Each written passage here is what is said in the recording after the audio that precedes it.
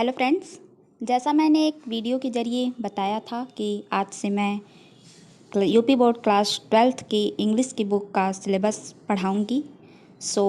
आज की इस वीडियो में हम वही स्टार्ट करने जा रहे हैं। आज हम प्रोज के first chapter the last lesson को पढ़ेंगे। इसके राइटर फ्रांस के अल्फोंस डॉडेट हैं। तो सबसे पहले हम अबाउट द ऑथर पढ़ेंगे, यानी लेखक के बारे में। Alphonse Daudet (1840 to 1897) was a French novelist and short story writer. Alphonse Daudet एक फ्रेंच उपन्यासकार और लघु कथा लेखक थे। नॉवलिस्ट मीन्स उपन्यासकार होता है, नॉवेल मीन्स उपन्यास होता है, और उसके लेखक यानी नॉवलिस्ट। फ्रेंच इन्हें इसलिए कहा गया है, जैसे मैंने आपको बताया ये फ्रांस के थे, इसलिए इन्हें फ्रेंच नॉवलिस्ट एंड कहा गया है। The last lesson is set in the days of Franco Prussian war 1870 to 71, in which France was defeated by Prussia led by Bismarck. The last lesson Franco Prussian युद्ध के दिनों का है, जो 1870 से 71 तक हुआ था। इन विच, जिसमें France was defeated by प्रसिया, France प्रसिया से हार गया था।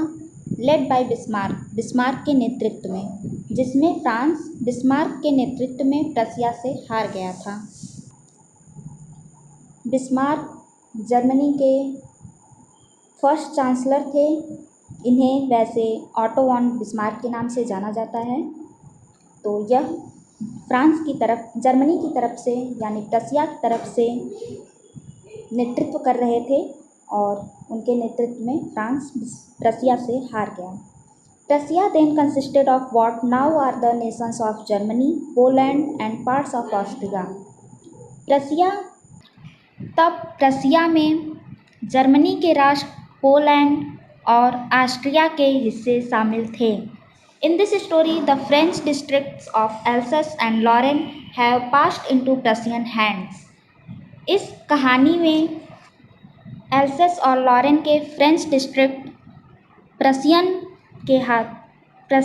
के हाथों में चले गए, यानी एल्सस और लॉरेन के जो फ्रेंच भाषा के संबंधित डिस्ट्रिक्ट थे, वे अब प्रसिया के अधिकार क्षेत्र में आ गए थे। Read the story to find out what effect this had on life at school. यह स्कूल पर इसका प्रभाव क्या पड़ा, यह जानने के लिए कहानी को पढ़िए। अब अबाउट द लेसन, यानी इस चैप्टर के बारे में हम लोग कुछ जानेंगे। The last lesson written by Alphonse Daudet narrates about the year 1870 when the Prussian forces under Bismarck attacked and captured France. Alphonse Daudet द्वारा लिखित द लास्ट लेसन 1870 वर्ष 1870 के बारे में बताता है, जब बिस्मार्क के नेतृत्व में प्रसियन ने फ्रांस पर आक्रमण किया और उसे कैद कर लिया, यानी प्रसिया जीत गया था तो उसने फ्रांस को अपना कैदी बना लिया। The new Prussian rulers discontinued the teaching of French language in the schools of Alsace and Lorraine. नए प्रसियन शासकों ने एल्सस और लॉरेन के स्कूलों में फ्रेंच भाषा की शिक्षा को रोक दिया। The French teachers were asked to leave. France के अध्यापकों को जाने के लिए कह दिया गया। हम चैप्टर स्टार्ट करेंगे। फर्स्ट पैराग्राफ देखिए। I started for school very late that morning and was in great dread of a scolding, especially because M. Hamel had said that he would question us on participles, and I did not know the first word about them. For a moment, I thought of running away and spending the day out of doors. It was so warm, so bright, the birds were chirping at the edge of the woods, and in the open field back of the sawmill, the Persian soldiers were drilling.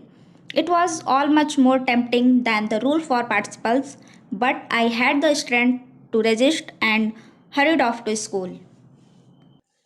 अब इसका हिंदी अनुवाद देखेंगे। I started for school very let that morning. उस सुबह मैं school के लिए बहुत देर से निकला। And was in great dread of A scolding. और बहुत अधिक डांट पड़ने के भय में था, या मुझे डांट पड़ने का बहुत अधिक डर था। स्पेशली, विशेष रूप से, बिकॉज, इसलिए क्योंकि M Hamel had said, M Hamel ने कहा था कि दैट कि he would question us on participles, वे हमसे पार्टिसिपल्स के विषय में प्रश्न पूछेंगे। एंड और I did not know the first word about them, मुझे उसके विषय में प्रारंभिक ज्ञान भी नहीं था।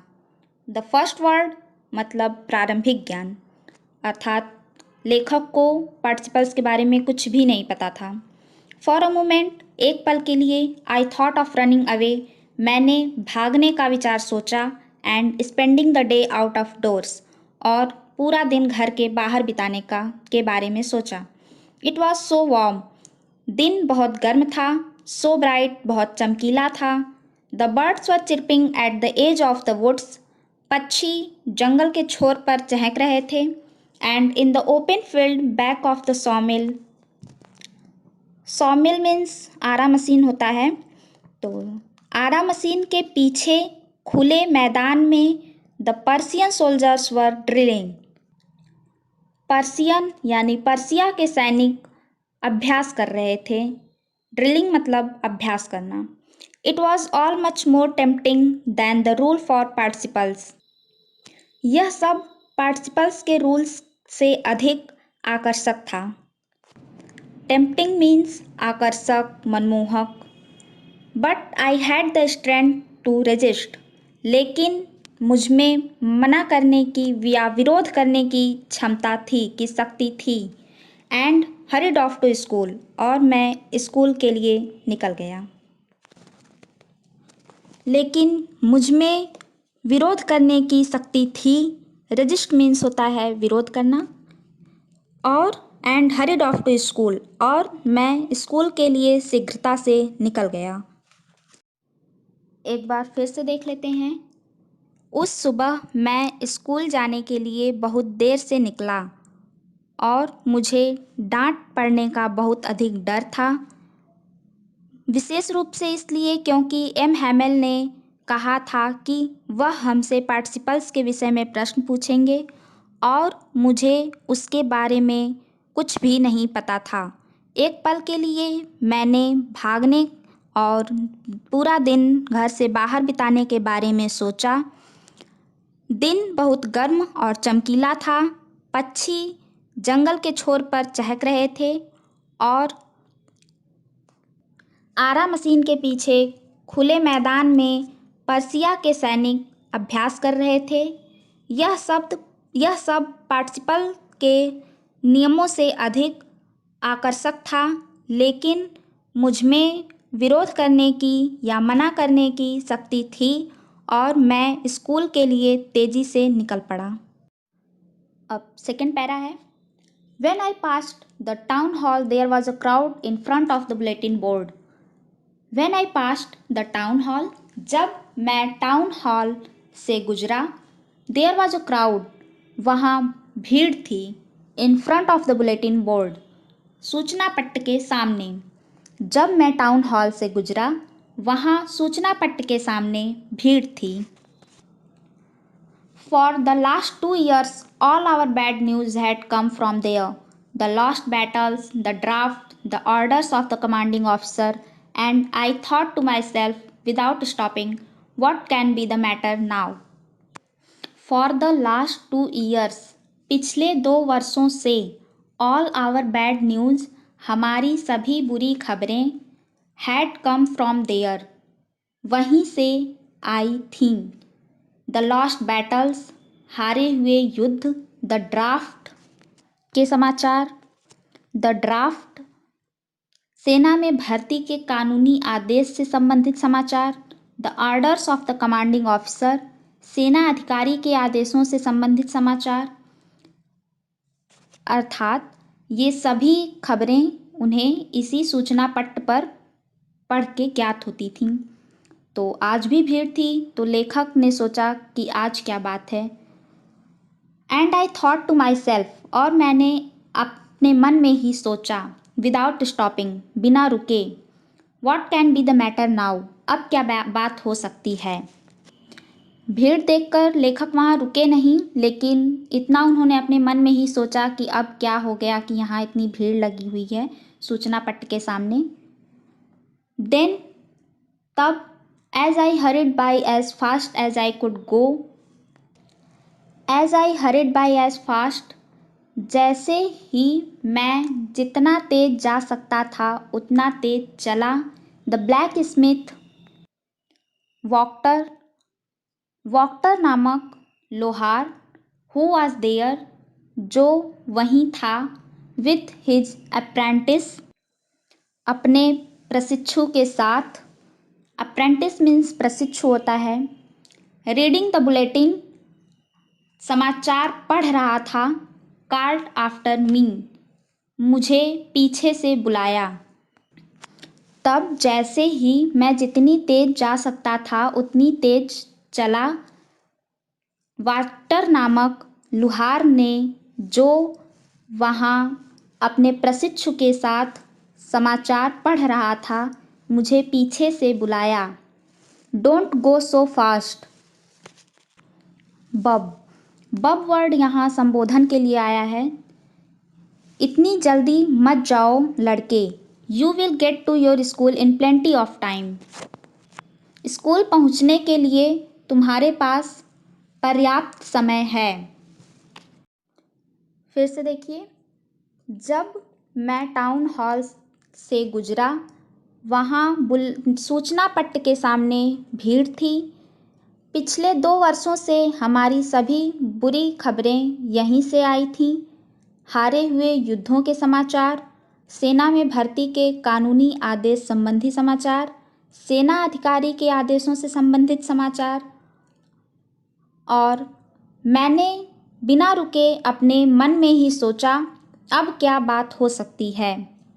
तब जैसे ही मैं जितनी तेज जा सकता था उतनी तेज़ी से चला। वॉक्टर नामक लुहार, जो कि वहीं अपने प्रशिक्षु के साथ सूचना पढ़ रहा था, मुझे पीछे से बुलाया। इतनी जल्दी मत करो लड़के, तुम्हारे पास स्कूल पहुंचने का पर्याप्त समय है। आई थॉट, मैंने सोचा, he was making fun of me, वह मेरा मजाक उड़ा रहा था।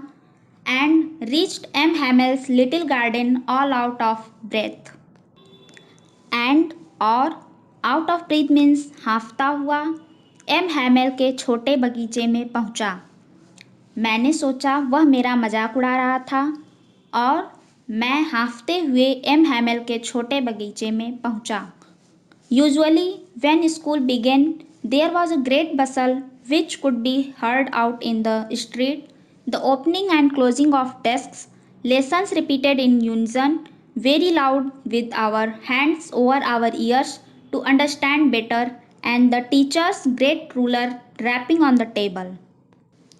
यूजुअली आमतौर पर, व्हेन स्कूल बिगेन, जब स्कूल शुरू होता था, there was a great bustle, वहाँ बहुत अफरा तफरी या शोरगुल होता था। Which could be heard out in the street, जो बाहर गली में सुना जा सकता था। The opening and closing of desks, मेज़ों के खोलने और बंद करने की आवाज़। Lessons repeated in unison, very loud with our hands over our years to understand better, अधिक अच्छे से समझने के लिए कानों पर हाथ रखकर एक स्वर में पाठों को जोर जोर से दोहराने की आवाज़। And the teacher's great ruler rapping on the table, और शिक्षक के बड़ी छड़ी के मेज पर टकराने की आवाज़। But now it was all so still, लेकिन अब सब कुछ शांत था। I had counted on the commotion to get to my desk without being seen, मैंने अंदाज लगाया था कि शोरगुल के बीच मैं अपनी मेज तक बिना किसी को दिखाई पड़े पहुंच जाऊंगा।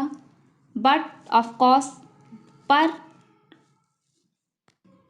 बेशक, that day everything had to be as quiet as Sunday morning.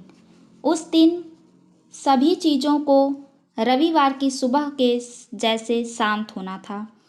Through the window I saw my classmates. खिड़की से मैंने अपने सहपाठियों को देखा। ऑलरेडी इन देयर प्लेसेस, वे पहले से ही अपने जगह पर थे। And M Hamel walking up and down with his terrible iron ruler under his arm.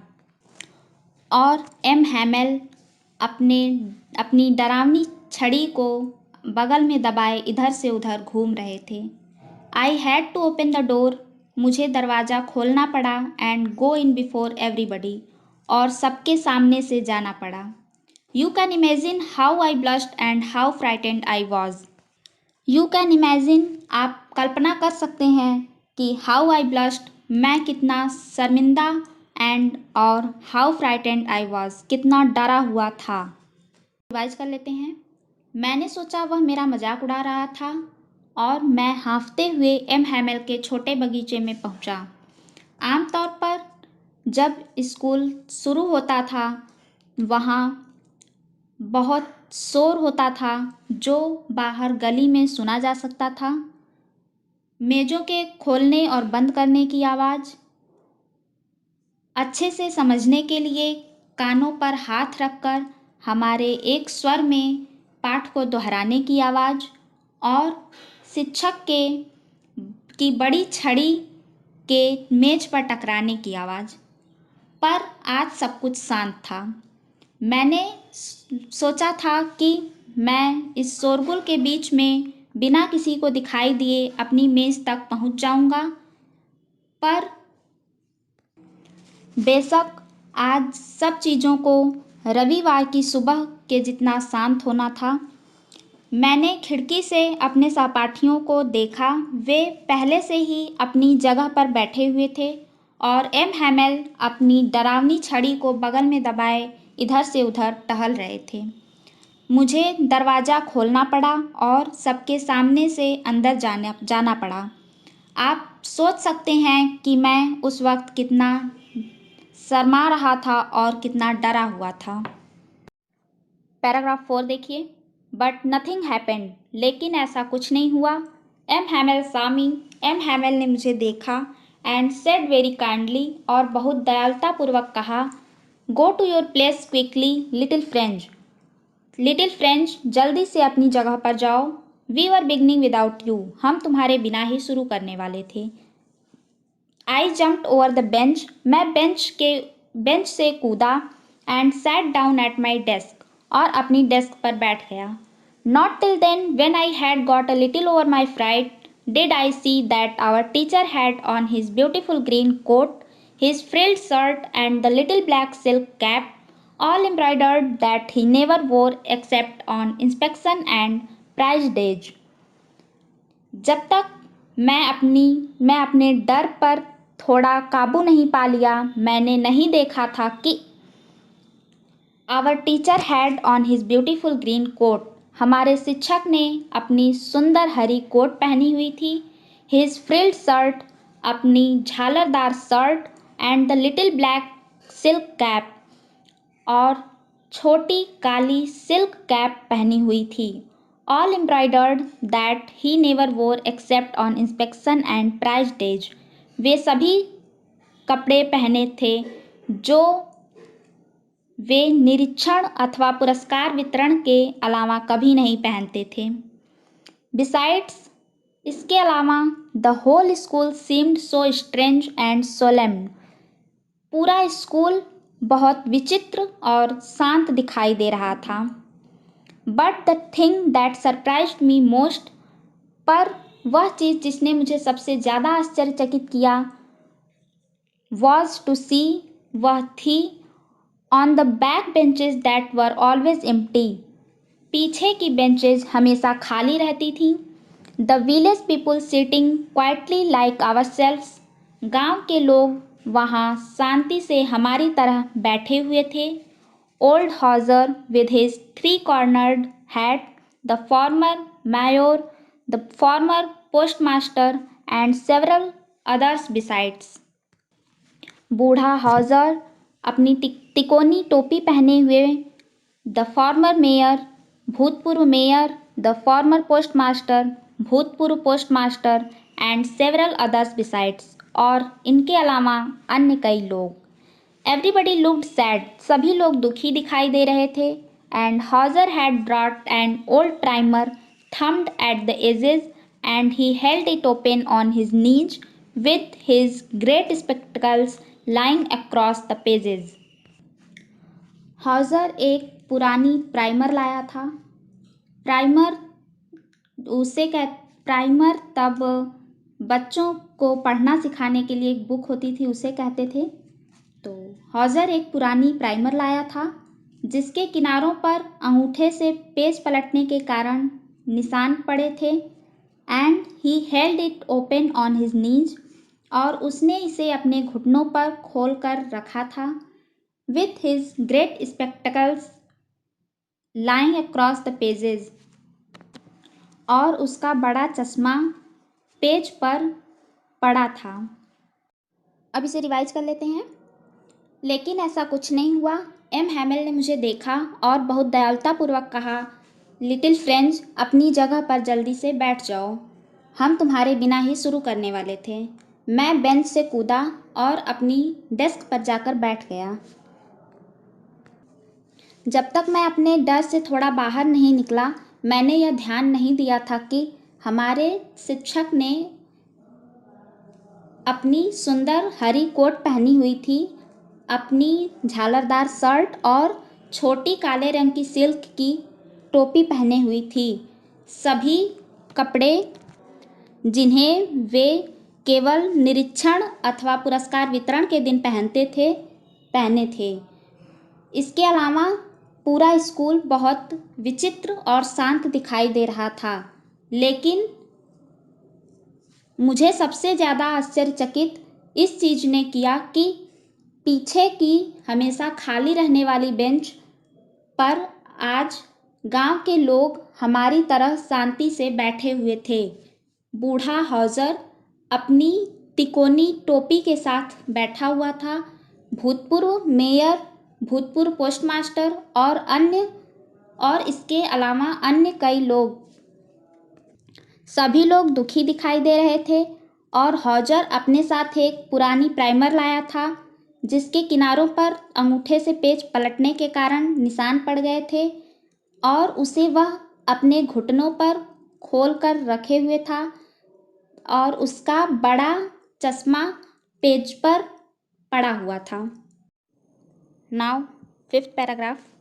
While I was wondering about it all, जब मैं इस सब पर विचार कर रहा था, M Hamel mounted his chair, M Hamel अपनी कुर्सी पर बैठ गए. एंड और in the same grave and gentle tone, और उसी गंभीर तथा विनम्र अंदाज में, which he had use to me, जिसमें उन्होंने मुझसे बात की थी, सेड, कहा, माई चिल्ड्रेन, मेरे बच्चों, this is the last lesson, यह आखिरी अध्याय है, यह आखिरी पाठ है, आई शैल गिव यू, जो मैं तुम्हें पढ़ाऊँगा. The order has come from Berlin to teach only German in the schools of Alsace and Lorraine. Alsace और लॉरेन के स्कूलों में केवल जर्मन पढ़ाने का बर्लिन से आदेश आया है. The new master comes tomorrow, नए शिक्षक कल आ जाएंगे. This is your last French lesson, यह आपका फ्रेंच का आखिरी पाठ है. I want you to be very attentive, मैं चाहता हूँ कि आप सभी एकाग्र रहें. अटेंटिव मतलब आप सब लोग बहुत ध्यान दें. What a thunderclap these words were to me, ये शब्द मेरे लिए बिजली की कड़क की तरह थे. बिजली की कड़क मतलब यह बात सुन के लेखक को बहुत दुख हुआ, उन्हें बहुत बुरा लगा. On the wretches that was what they had put up at the town hall. Oh, wretches means होता है अभागे लोग. ये उन लोगों को कहा गया है जब लेखक आ रहे थे टाउन हॉल पर, जो उन्होंने भीड़ देखी थी, उन लोगों को वो बेचारे लोग कह रहे हैं, अभागे लोग। ओह द रिचेज, हाय अभागे लोग। दैट वॉज वॉट, यही दे had put up at the town hall, यही उन्होंने टाउन हॉल पर लगा दिया था। अब लेखक को समझ में आ गया था कि उतनी भीड़ में लोग क्या कर रहे थे उस जगह पर, टाउन हॉल पर, सूचना पट्ट के सामने।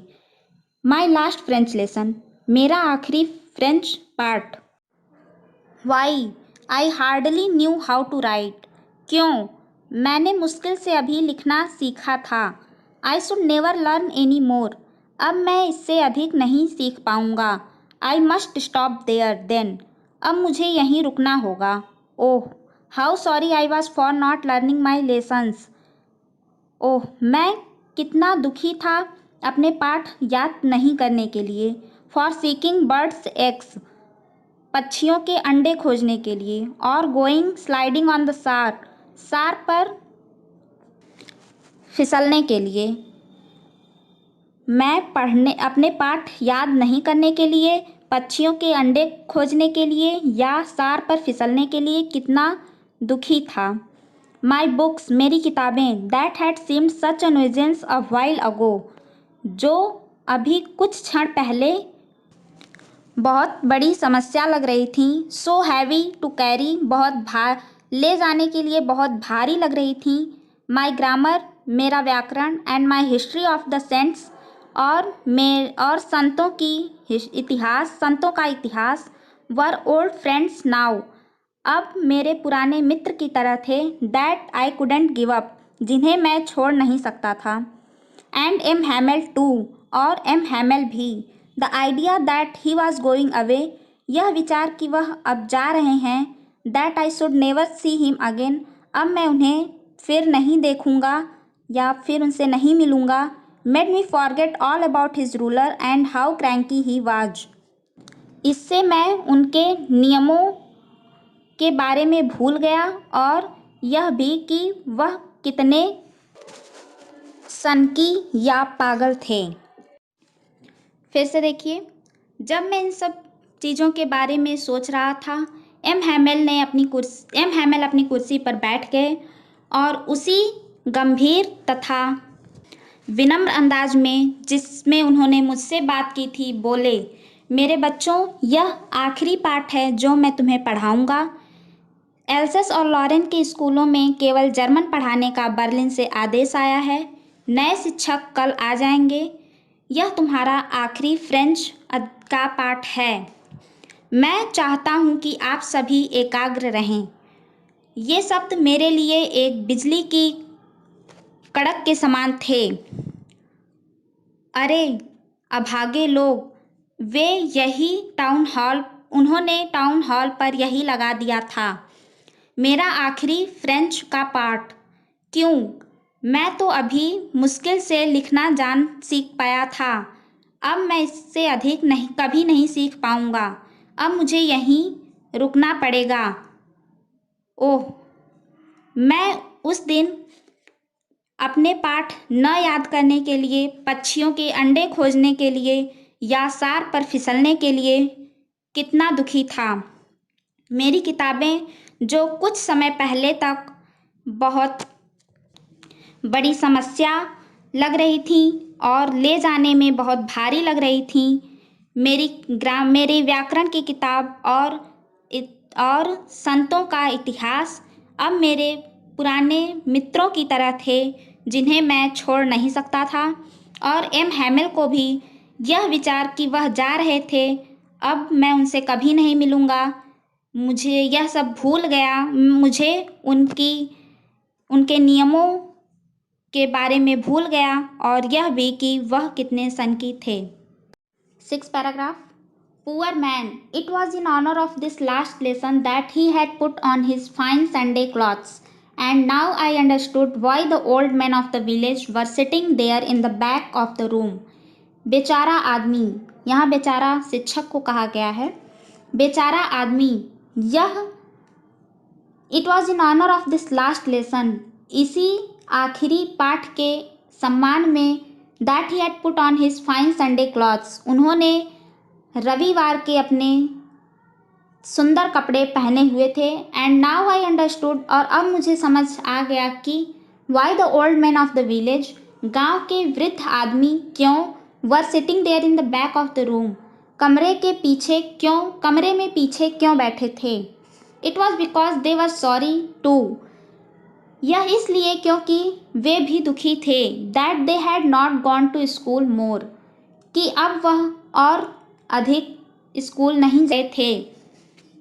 It was because they were sorry too, यह इसलिए था क्योंकि वे भी दुखी थे।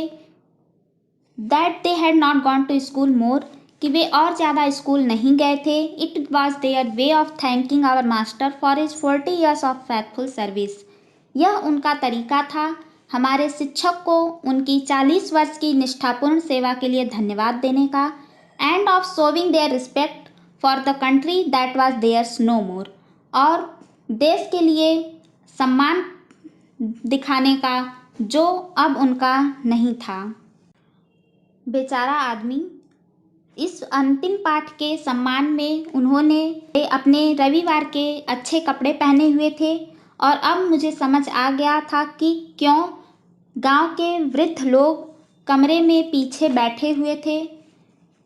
वे इसलिए बैठे थे क्योंकि उन्हें भी दुख था कि वे और ज़्यादा स्कूल नहीं गए थे।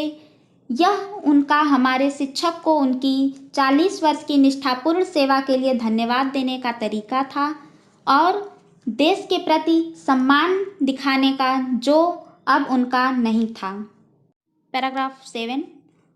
While I was thinking of all this, जब मैं इन सब बातों के बारे में सोच रहा था, I heard my name called, मैंने अपना नाम लिया जाता हुआ सुना। It was my turn to recite, अब सुनाने की बारी मेरी थी।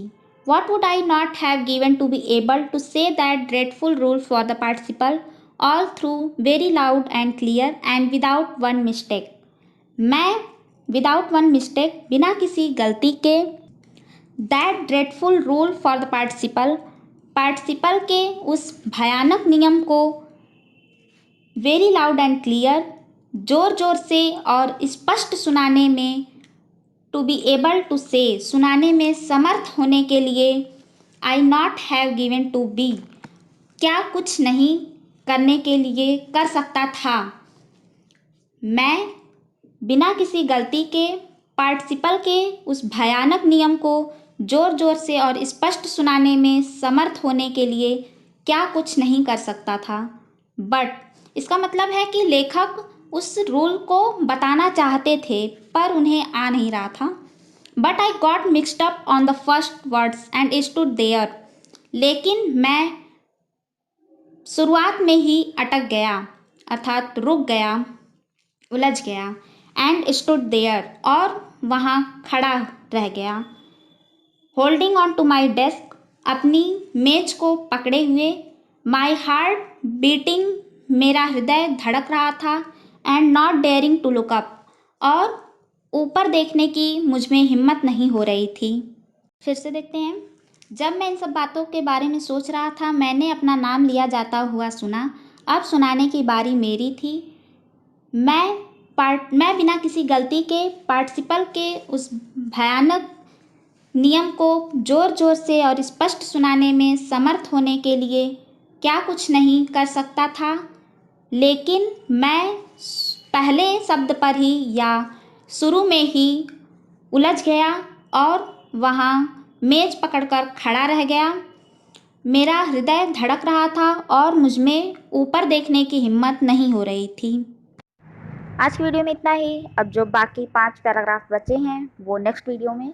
अगर आपको इस वीडियो से समझ में आया हो तो मुझे कमेंट में ज़रूर बताएं और चैनल को सब्सक्राइब कीजिए। Thank you.